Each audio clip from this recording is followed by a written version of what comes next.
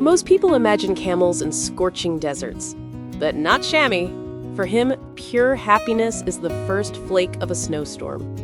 The moment the sky turns white, he bursts into the yard, racing in joyous circles and hopping with a comical, gangly grace that is impossible to watch without smiling. Right. What else do you have to say? Huh? But Shamy's life wasn't always this full of joy. His story with me began with a leap of faith.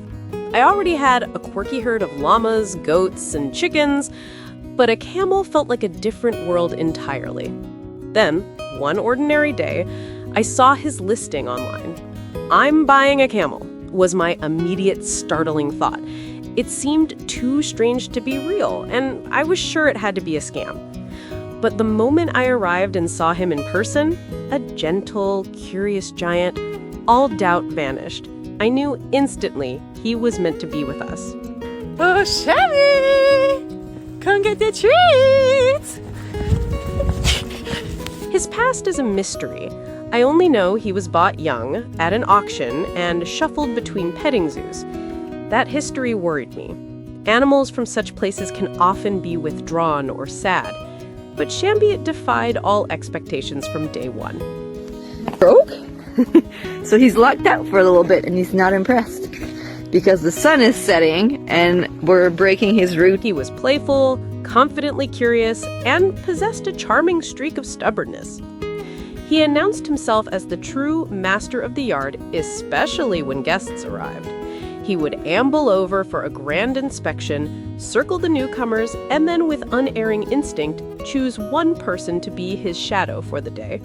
It was his unique way of making an unforgettable impression. At first, I was like, ah! But now... Integrating him into the herd was my next worry. The llamas, to my relief, accepted him as one of their own without a second glance. The horses, however, were terrified. They would bolt when he lumbered near. But Shamy, in his blissful ignorance, simply persisted. He followed them with a quiet determination that seemed to say, "I'm your friend, whether you like it or not." Within a month, they were grazing side by side, an inseparable, if unlikely, family. Shamy has one particularly mischievous habit. He fancies himself a freedom conductor. He'll quietly nudge a fence post loose or undo a latch, then retreat to the barn door wearing an expression of perfect innocence while the goats and llamas spill out into the yard. He watches their liberation with palpable pride. It gets warmer. Yeah, hard life. It's only, 15 degrees today? 16? The other animals huddle in the warmth of the barn. Shamy is in his element. He dives into snowdrifts, rolls on his back, and savors the cold with a joy so contagious that it can melt the worries from any day. Bringing Shamy home was the best impulsive decision I ever made. He's woven our herd closer, filled our days with laughter, and given us a lifetime of stories.